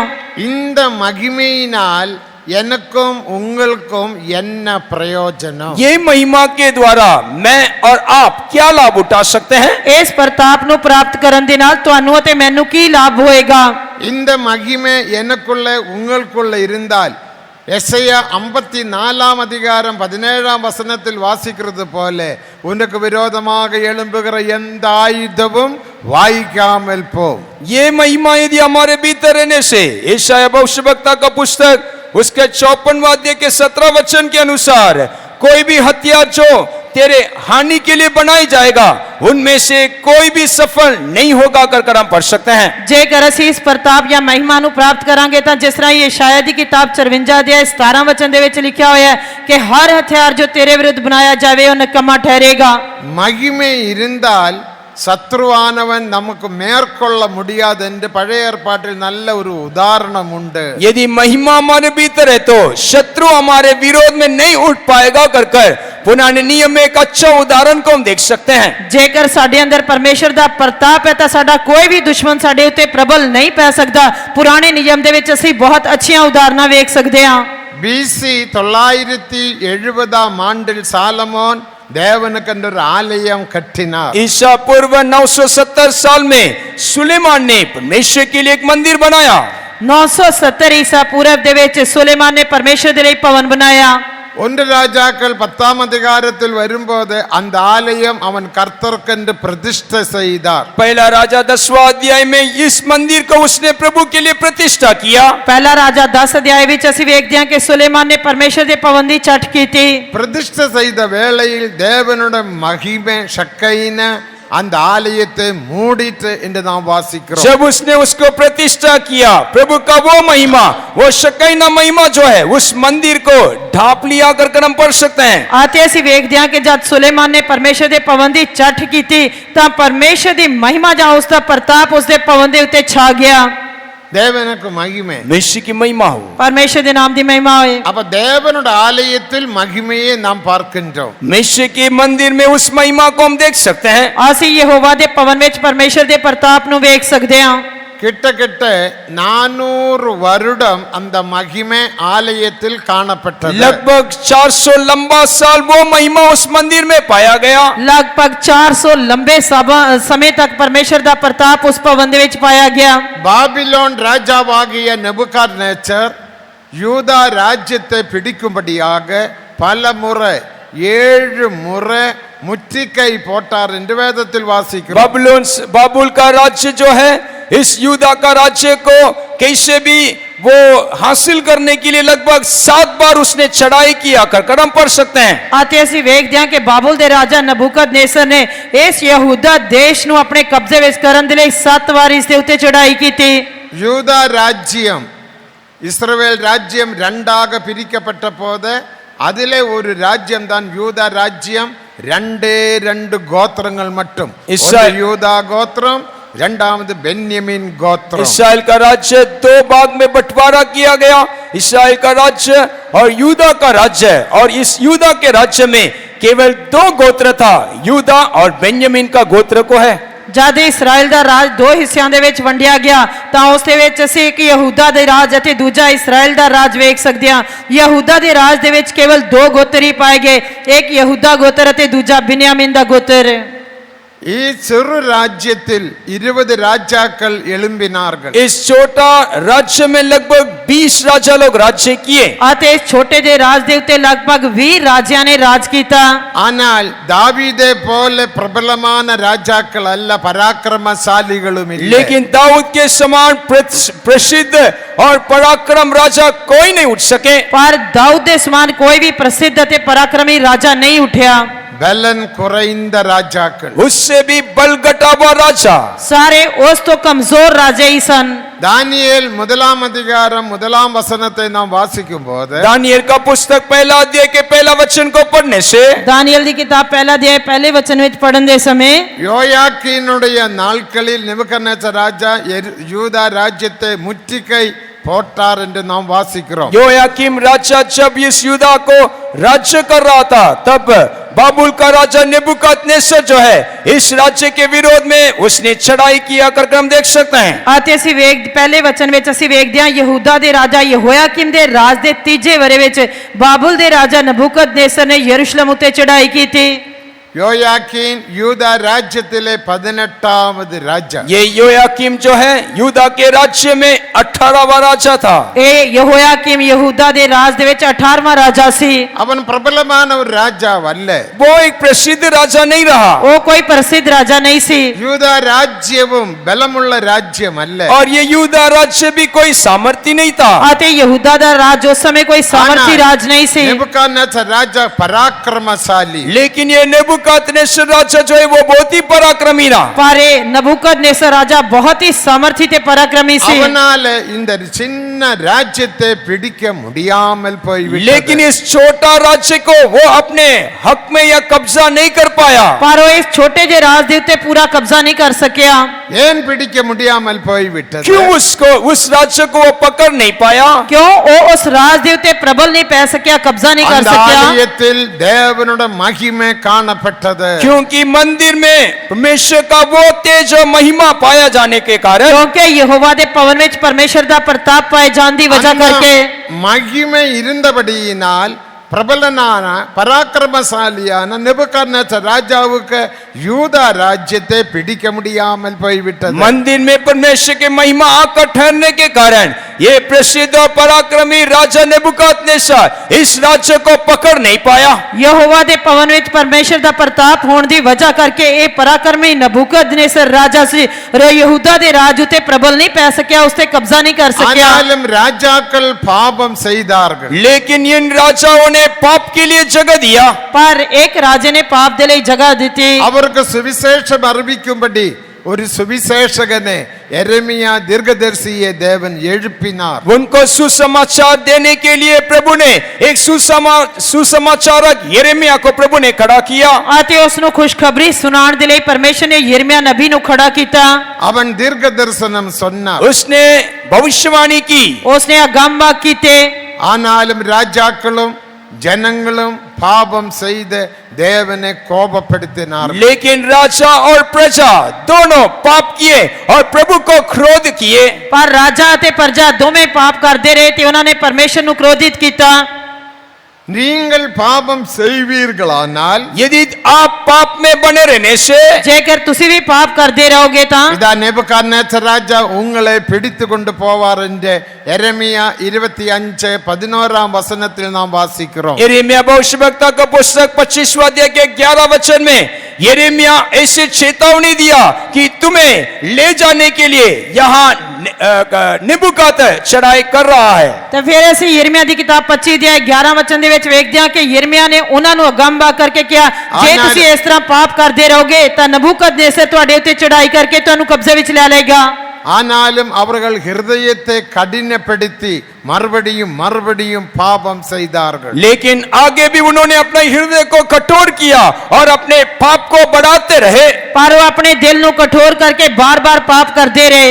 இப்போது பாபம் செய்தபடியினால் अब वो अपने पाप को बढ़ाने के कारण ਅਤੇ ਉਹ ਹਮੇਸ਼ਾ ਪਾਪ ਕਰਦੇ ਰਹਿਣ ਦੀ ਵਜ੍ਹਾ ਕਰਕੇ ஆலயத்திலே மகிமை அங்கே இருந்து புறப்பட்ட கிழக்கு மலையில் போய் நின்றது. अब मंदिर में से ये महिमा वहां से उठकर उस पहाड़ के पूर्व दिशा में जा ठहरी। ਅਤੇ ਪਰਮੇਸ਼ਰ ਦਾ ਪ੍ਰਤਾਪ ਯਹੋਵਾ ਦੇ ਭਵਨ ਤੋਂ ਨਿਕਲ ਕੇ ਪੂਰਬ ਦਿਸ਼ਾ ਵੱਲ ਪਹਾੜ ਤੇ ਚਲਿਆ ਗਿਆ।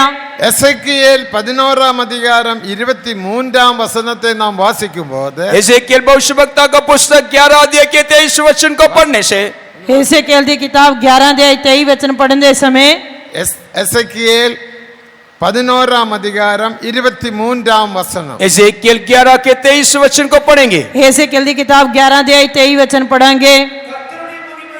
கர்த்தருடைய மகிமை நகரத்தின் நடுவில் இருந்து எழும்பி நகரத்துக்கு வெளியே போனது.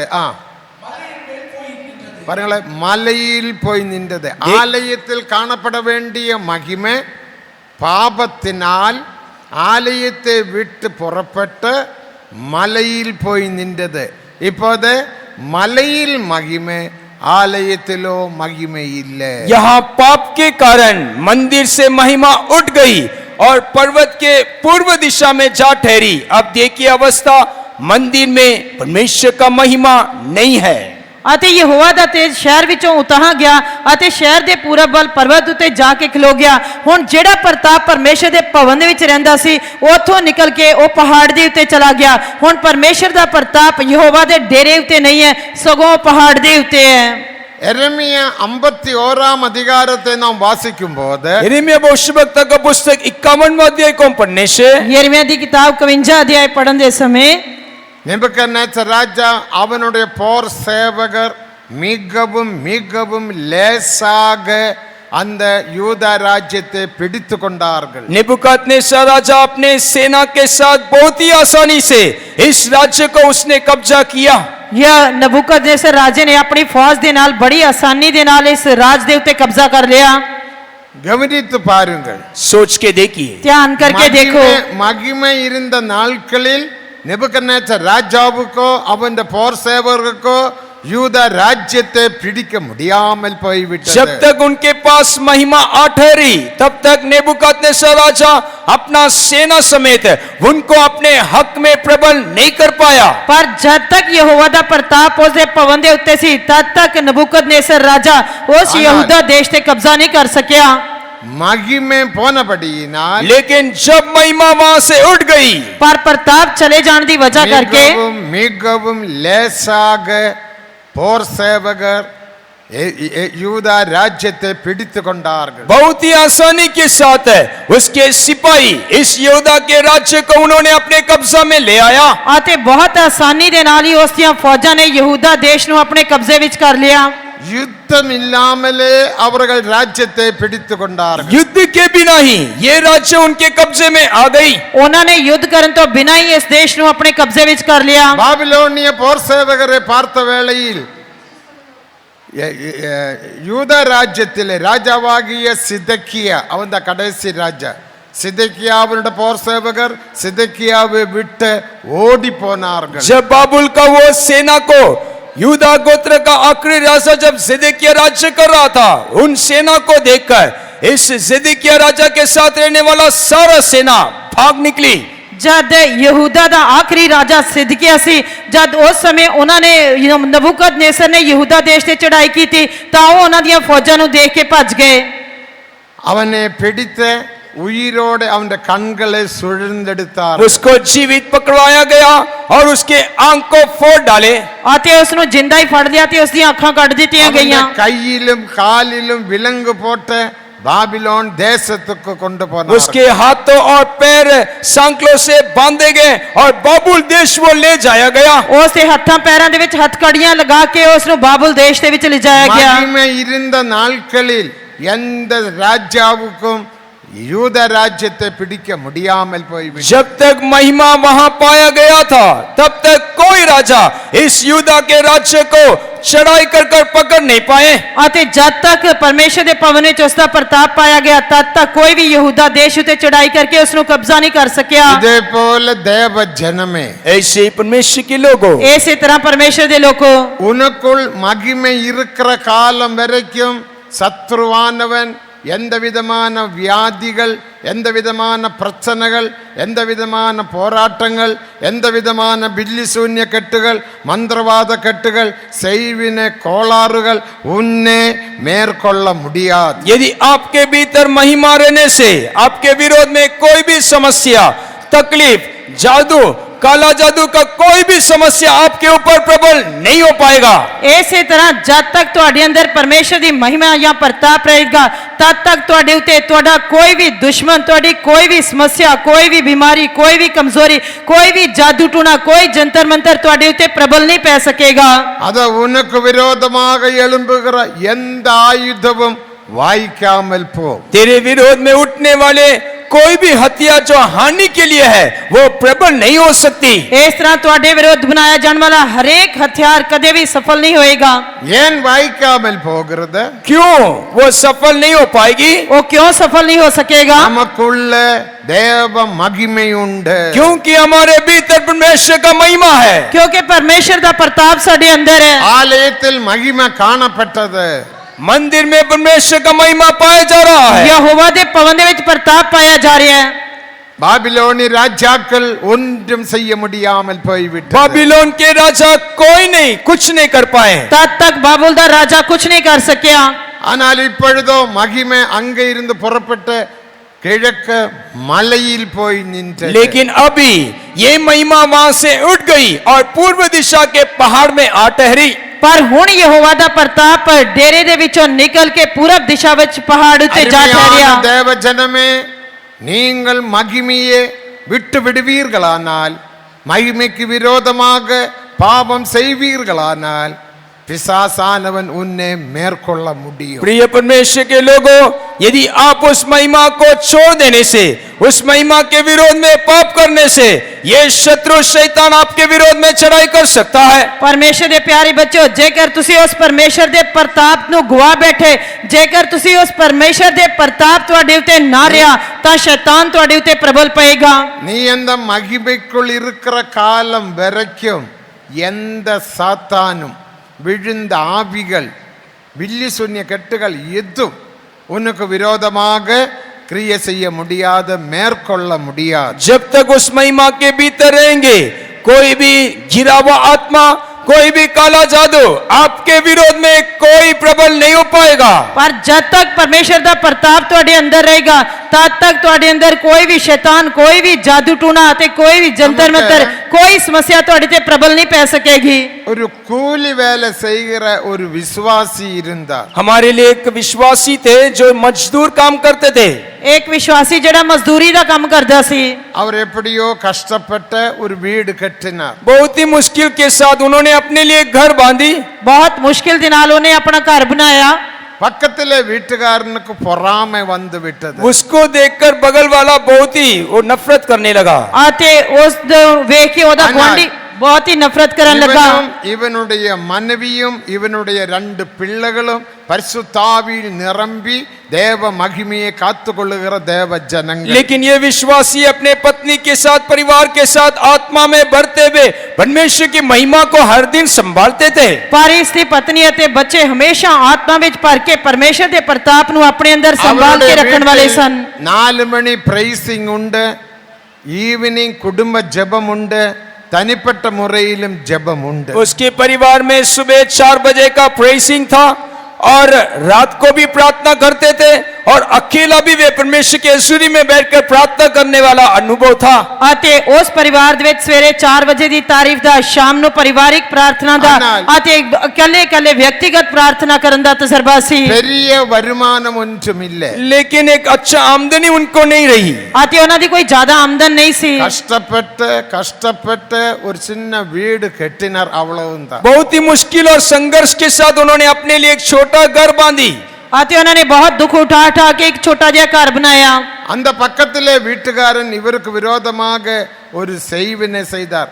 நல்ல லைமில் ஏதோ மந்திரம் செய்து அவருடைய வீட்டு வாசலில் கொண்டு வந்து வைத்தார். और ये बगल का पड़ोसी उसको देखकर जलकर उसके विरोध में काला जादू करते हुए, नींबू के अंदर कुछ तो करते हुए उसके घर के पास उसको रख दिया. पर उन्हां दे गुआंढी उन्हां दे उत्ते जलन दी वजह करके उन्हां ने उसते उत्ते कोई जादू मंत्र कीता, नींबू दे विच कुछ करके उन्हां ने ओदे दरवाजे दे उत्ते இவர் बंद दिता. மகிமையுள்ள விசுவாசி. लेकिन ये विश्वासी महिमा से भरा वो विश्वासी है, पर ये विश्वासी प्रताप या जलाल दे नाल भरिया होया सी. ஜீவியமுள்ள விசுவாசி. प्रार्थना जीवन रहने वाला विश्वासी. अति अच्छा जीवन व्यतीत करने वाला இந்த विश्वासी. லைமை பார்த்த வேளையில் அவர் பயப்படவில்லை. जब उसने इस नींबू को देखा तब डरा नहीं. जद उसने इस नींबू नु वेख्या तां ओ डरिया नहीं. அதை எடுத்து நல்ல கழுகி उसने नींबू लिया, अच्छा उसको धो लिया. उसने उन नींबू नु लेके चंगी तरह धोता. ஆண்டவரே, இந்த லைம் வாங்குறதுக்கு எனக்கு பணம் இல்ல, நீர் எனக்கு ஒரு லைம் கொடுத்தீரே என்று சொல்லி அதை கட் பண்ணி அவர் பிழிஞ்சு குடித்தார். प्रभु, मुझे नींबू लेने के लिए मेरे पास पैसे नहीं, लेकिन तूने मेरे लिए एक अच्छा नींबू दिया कर उसको काटा और एक अच्छा शरबत बनाकर पिया. आते उसने क्या कि परमेश्वर मेरे कोल तां नींबू खरीदन दे लई पैसा नहीं, तू ही मैनू ये अच्छा नींबू दिता है, அதை उसनु काट के குடித்த जूस பிறகு बना அவர் के சொன்னார், पीता. ஆண்டவரே டெய்லி ஒவ்வொரு நாளும் எனக்கு ஒரு லைம் தர வேண்டும். और उसने इससे प्रार्थना किया, प्रभु इसी रीति से हर दिन मुझे एक अच्छा नींबू दे दे. आते उसने इस तरह प्रार्थना की थी कि परमेश्वर हर रोज मैनू एक इस तरह अच्छा नींबू दे. அப்படி 3 நாளும் அவரோட வீட்டு வாசலில் லைம் கொண்டு வந்து வைத்தார். ऐसे 3 दिन उनके दरवाजा में हर दिन ये नींबू को उन्होंने रखा। ਅਤੇ ਇਸ ਤਰ੍ਹਾਂ 3 ਦਿਨ ਲਗਾਤਾਰ ਉਹ ਨਿੰਬੂ ਉਹਨਾਂ ਦੇ ਦਰਵਾਜ਼ੇ ਤੇ ਰੱਖਦੇ ਰਹੇ। ഇവർ കൊടുത്ത இந்த ലൈമിനുടെ തോല് അവന്റെ വീട്ടുവാസലിൽ കൊണ്ടുവന്ന് വയ്പാൻ. और इन्होंने पिया हुआ इस नींबू का जो छिलका जो है वो अपने पड़ोसी के घर में जाकर रख देते थे। ਅਤੇ ਇਹ ਇਸ ਨਿੰਬੂ ਨੂੰ ਲੈ ਕੇ ਉਸ ਦਾ ਜੂਸ ਪੀ ਕੇ ਉਹਦਾ ਛਿਲਕਾ ਉਹਨਾਂ ਦੇ ਦਰਵਾਜ਼ੇ ਦੇ ਸਾਹਮਣੇ ਰੱਖ ਦਿੰਦੇ അവൻ ਸੀ। മന്ത്രവാദം ചെയ്താലും മഹിമ ഇരുന്നപടിയിനാൽ அந்த മന്ത്രവാദം ഇവനെ ഒന്നും ചെയ്യവില്ല. उसने तो काला जादू किया, लेकिन यहाँ परमेश्वर का महिमा रहने के कारण उसका जादू कोई काम नहीं कर पाया। ਪਰ ਉਹਨਾਂ ਨੇ ਤਾਂ ਇਸ ਦੇ ਉੱਤੇ ਜਾਦੂ ਮੰਤਰ ਕੀਤਾ, ਪਰ ਇਸ ਦੇ ਵਿੱਚ ਪ੍ਰਤਾਪ ਰਹਿਣ ਦੀ ਵਜ੍ਹਾ ਕਰਕੇ ਉਹ ਜਾਦੂ ਮੰਤਰ ਦਾ ਇਸ ਦੇ ਉੱਤੇ ਕੋਈ ਅਸਰ ਨਹੀਂ ਹੋਇਆ। എണ്ണാഗമം 23 അധികാരം 16-17 വസനങ്ങളെ വാസിക്കുമ്പോൾ ഇസ്രവേലിക്ക് വിരോധமான കൊരിസൊല്ലിലും യാക്കോബുക്ക് വിരോധமான മന്ത്രവാദവും ഇല്ലേ. गिनती का पुस्तक 23वां अध्याय में उसका 16-17 में पढ़ सकते हैं कि याकूब के विरोध और इस्राएल के विरोध भावी कहने का कोई अर्थ नहीं रखता। ਗਿਣਤੀ ਦੀ ਕਿਤਾਬ 23 ਅਧਿਆਇ 23 ਵਚਨ ਦੇ ਵਿੱਚ ਅਸੀਂ ਪੜ੍ਹ ਸਕਦੇ ਹਾਂ ਕਿ ਯਾਕੂਬ ਉਤੇ ਜਾਦੂ ਨਹੀਂ ਚੱਲਦਾ, ਨਾ ਇਸਰਾਇਲ ਉਤੇ ਫਾਲ। ਹੁਣ ਯਾਕੂਬ ਅਤੇ ਇਸਰਾਇਲ ਦੇ ਵਿਖੇ ਆਖਿਆ ਜਾਵੇਗਾ ਪਰਮੇਸ਼ਰ ਨੇ ਕਿਆ ਹੀ ਕੰਮ ਕੀਤਾ। ആനപടിയിനാൽ മഹിമയെ നാം കാത്തുകൊള്ളുവോമോ. इसलिए उस महिमा को हमें संभालना होगा। ਇਸ ਕਰਕੇ ਸਾਨੂੰ ਉਸ ਪ੍ਰਤਾਪ ਨੂੰ, ਜਲਾਲ ਨੂੰ ਆਪਣੇ ਅੰਦਰ ਸੰਭਾਲ ਕੇ ਰੱਖਣਾ ਚਾਹੀਦਾ ਹੈ। മഹിമയാനത് വളരെ കൂടിയത്. यही महिमा वो बढ़ता रहेगा। ਅਤੇ ਜਲਾਲ ਵੱਧਦਾ ਜਾਏਗਾ। 2 कोरिन्थियर 3 अധികാരം 18 വസനത്തെ നാം വാസിക്കുമ്പോൾ दूसरा कोरिन्थी 3 अध्याय के 18 वचन को पढ़ने से ਦੂਜਾ ਕੁਰਿੰਥੀਆਂ 3 ਅਧਿਆਇ 18 ਵਚਨ ਪੜਨ ਦੇ ਸਮੇਂ മഹിമയിലിരുന്ന് മഹിമയ്ക്ക് നാം വളർന്ന് മറുരൂപമാക്കപ്പെടുവോം. महिमा से महिमा में बढ़ते हुए हम रूपांतर होना है। 23 ਤੋਂ 23 ਤੱਕ ਵਧਦੇ ਹੋਏ ਅਸੀਂ ਉਸਦੇ ਉਸੇ ਰੂਪ ਵਿੱਚ ਤਬਦੀਲ ਹੋਣਾ ਹੈ। ദേവനുடைய സത്യ വസനങ്ങൾക്കും അഭിഷേകത്തുക്കും നീ ഇടം കൊടുത്ത് ജീവിപ്പീരാനാൽ ഉൻ മഹിമ വളരും. यदि आप परमेश्वर के अभिषेक के लिए और उसके सच्चे वचन के लिए आप समर्पण करके जीवन बिताने से आपके भीतर रहने वाला ये महिमा बढ़ती रहेगी। ਜੇਕਰ ਤੁਸੀਂ ਪਰਮੇਸ਼ਰ ਦੇ ਵਚਨ ਅਤੇ ਉਸ ਦੇ ਮਸਾ ਜਾਂ ਅਭਿਸ਼ੇਕ ਦੇ ਲਈ ਜਗ੍ਹਾ ਦਿਓਗੇ ਅਤੇ ਇਸ ਦੇ ਨਾਲ ਜੀਵਨ ਬਤੀਤ ਕਰੋਗੇ ਤਾਂ ਤੁਹਾਡੇ ਅੰਦਰਲਾ ਪ੍ਰਤਾਪ ਵੱਧਦਾ ਜਾਏਗਾ। പേതുരു എന്നെ சொன்னார். पतरस क्या कहा? പത്രസ് ਨੇ ਕੀ ਕਿਹਾ? 2 പേതുരു 3 അധികാരം 18 വസനത്തെ വാസിക്കുമ്പോൾ दूसरा पतरस 3 अध्याय के 18 वचन को पढ़ने से ਦੂਜਾ ਪਤਰਸ 3 ਅਧਿਆਇ 18 ਵਚਨ ਪੜਨ ਦੇ ਸਮੇਂ കർത്തരായ യേശു ക്രിസ്തുവിൻ കൃപയിലും അവരെ അറിയുന്നതാന അറിവിലും വളരുങ്ങൾ. प्रभु में और उसके समझ में या ज्ञान में बढ़ते चलो। ਅਤੇ ਪ੍ਰਭੂ ਦੇ ਕਿਰਪਾ ਅਤੇ ਗਿਆਨ ਦੇ ਵਿੱਚ ਵਧਦੇ ਜਾਓ।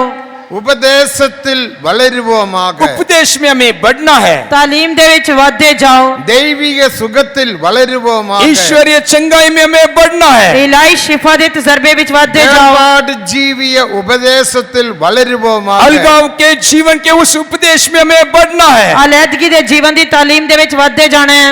മുற்றிലും പരിശുദ്ധമാക്കപ്പെടുകിற ഉപദേശത്തിൽ വളരുവോമാക. संपूर्ण पवित्र किया जाने वाले उस उपदेश में हमें बढ़ना है। ਪੂਰਨ ਪਵਿੱਤਰਤਾਈ ਦੀ ਤਾਲੀਮ ਦੇ ਵਿੱਚ ਅਸੀਂ ਵਧਦੇ ਜਾਣਾ ਹੈ। മനം തിരുമ്പുതൽ ഉപദേശം, ജ്ഞാനസ്നാന ഉപദേശം, അഭിഷേകത്തിന് ഉപദേശത്തിൽ വളരുവോമാക. मन फिराओ, पानी के बपतिस्मा और पवित्र आत्मा के उस उपदेश में हमें बढ़ना है। ਅਸੀਂ ਤੋਬਾ ਦੇ ਪਾਣੀ ਦੇ ਬਪਤਿਸਮੇ ਅਤੇ ਪਵਿੱਤਰ ਆਤਮਾ ਦੇ ਬਪਤਿਸਮੇ ਦੀ ਤਾਲੀਮ ਦੇ ਵਿੱਚ ਵਧਦੇ ਜਾਣਾ ਹੈ। ഉപദേശത്തെ നിങ്ങൾ പുറംകണിക്കാതിരുകൾ. इस उपदेश को आप इनकार नहीं करना। ਇਸ ਕਰਕੇ ਇਸ ਤਾਲੀਮ ਦਾ ਤੁਸੀਂ ਇਨਕਾਰ ਨਹੀਂ ਕਰਨਾ, ਇਸ ਵਿੱਚ ਕੱਟਣਾ ਨਹੀਂ ഉപദേശത്തെ ਹੈ। കേൾക്കുമ്പോൾ വാസിക്കുമ്പോൾ ഹൃദയത്തെ കഠിനപ്പെടുത്താതിരുകൾ. जब इस उपदेश को सुनते हैं, पढ़ते हैं, तब अपने हृदय को कठोर नहीं करना। ਇਸ ਤਾਲੀਮ ਨੂੰ ਪੜ੍ਹਨ ਅਤੇ ਸੁਣਨ ਦੇ ਸਮੇਂ ਆਪਣੇ ਹਿਰਦੇ ਨੂੰ ਕਠੋਰ ਨਹੀਂ ਕਰਨਾ ਚਾਹੀਦਾ। ഉപദേശത്തിനാൽ മറ്റുംതാൻ നാം പരിപൂർണമടയ മുടിയും എന്ന് 2 തിമോത്തിയും 3 അധികാരം 16-17 വസനങ്ങളിൽ വാസിக்கிறோம். इस उपदेश के अनुसार ही हम सिद्धता को हासिल करते हैं कर दूसरा पत्रस 3 अध्याय के 16 और 17 के वचन में हम जान सकते हैं। ਦੂਜਾ ਤਿਮੋਥੀਅਸ ਦੂਜਾ ਪਤਰਸ 3 ਅਧਿਆਇ 16 ਤੇ 17 ਵਚਨ ਦੇ ਵਿੱਚ ਅਸੀਂ ਪੜ੍ਹਦੇ ਹਾਂ ਕਿ ਇਸੇ ਤਾਲੀਮ ਦੇ ਨਾਲ ਹੀ ਅਸੀਂ ਪੂਰਨ ਸਿੱਧਤਾ ਨੂੰ ਪ੍ਰਾਪਤ ਕਰ ਸਕਦੇ ਹਾਂ।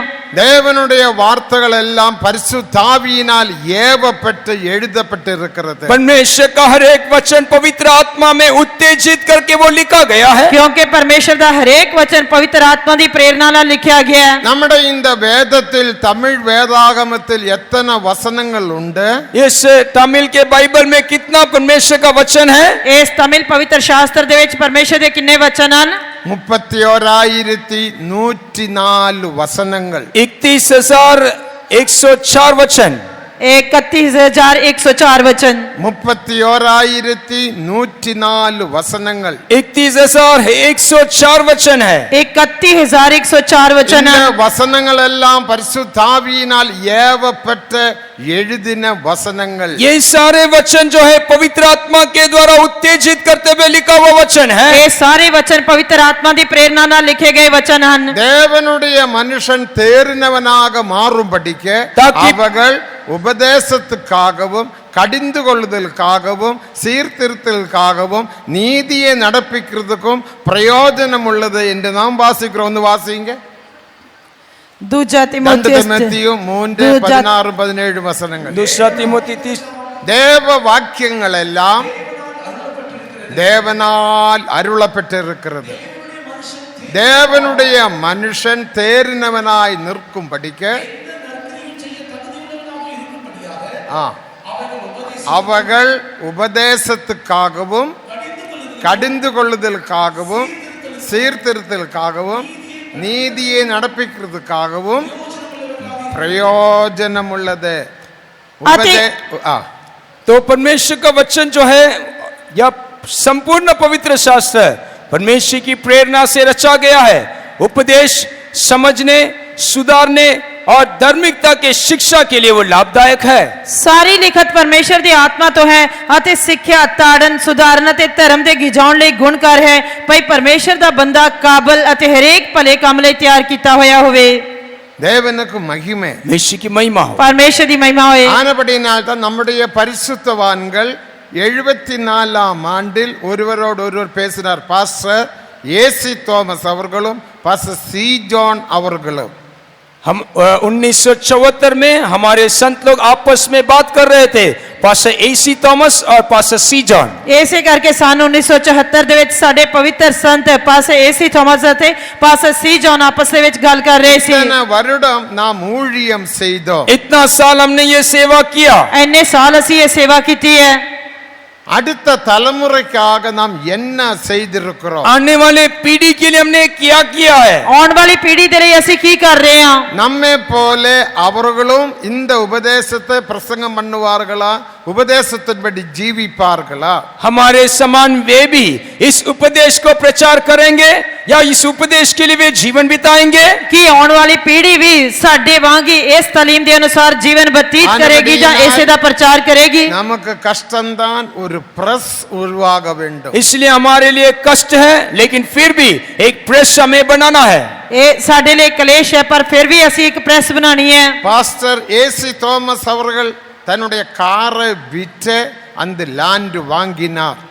पास्टर एसी थॉमस ने अपना गाड़ी को बेचकर उन्होंने प्रेस के लिए एक जमीन खरीदी. पास्टर एसी थॉमस ने अपनी कार बेच के प्रेस के लिए एक जमीन खरीदी. அதுக்கு பிறகு இவர் இருவரும் இறந்து விட்டார்கள். उसके बाद वे दोनों महिमा में प्रवेश किए. उस तो थोड़ी देर बाद वो महिमा विच प्रवेश कर गए. 1976ஆம் ஆண்டு ஜூன் மாதம் 21ஆம் தேதி பாஸ்டர் ஏசி தோமஸ் அவர்களும் 1977ஆம் ஆண்டு ஜனவரி மாதம் 13ஆம் தேதி பாஸ்டர் சி ஜானும் மகிமைக்குள் பிரவேசித்தார். 1976 साल में पास्टर एसी थॉमस जून महीने के 21 तारीख को और पास्टर सी जॉन 1977 में जनवरी महीने के 13 तारीख को वे महिमा में प्रवेश किए. 30 जून 1976 ਨੂੰ ਪਾਸਟਰ ਏਸੀ ਥਾਮਸ ਮਹਿਮਾ ਦੇ ਵਿੱਚ ਪ੍ਰਵੇਸ਼ ਕਰ ਗਏ ਅਤੇ 23 ਜਨਵਰੀ 1977 ਨੂੰ ਪਾਸਟਰ ਸੀ ਜੌਨ ਮਹਿਮਾ ਵਿੱਚ ਪ੍ਰਵੇਸ਼ ਕਰ ਗਏ. அதுக்கு பிறகு பாஸ்டர் எஸ்பி ஏர்னஸ்ட் சபையோட சார்ஜ் பொறுப்பெடுத்தார். उसके बाद पास्टर एसपी अर्नस्ट जो है कलीसिया को उन्होंने लिया.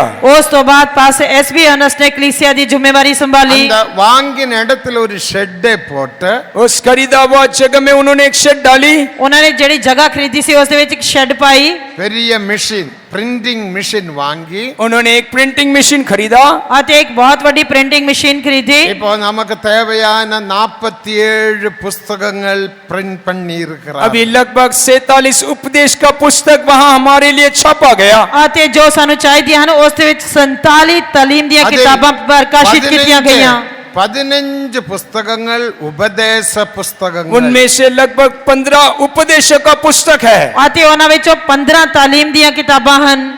മറ്റേതെല്ലാം ജീവനുക്ക് തേവയാന മറുരൂപപ്പെടുത്തും ഉപദേശങ്ങൾ. बाकी सारे पुस्तक जो है जीवन के लिए आवश्यकता रहने वाले रूपांतर के पुस्तक है. ਅਤੇ ਬਾਕੀ ਸਾਰੀਆਂ ਜੋ ਜੀਵਨ ਦੀ ਤਬਦੀਲੀ ਦੇ ਲਈ ਜ਼ਰੂਰੀ നമുക്ക് ਪੁਸਤਕਾਂ ਹਨ. വേദാഗമം മറ്റുമല്ല പരിശുദ്ധവാൻകളാൽ എഴുതപ്പെട്ട ഉപദേശ പുസ്തകങ്ങളും ഇതര പുസ്തകങ്ങളും നമുക്കുണ്ട്. अभी हमारे हाथ में केवल पवित्र वचन इतना ही नहीं बल्कि संतों के द्वारा लिखा गया वो उपदेशक का पुस्तक भी उपलब्ध है.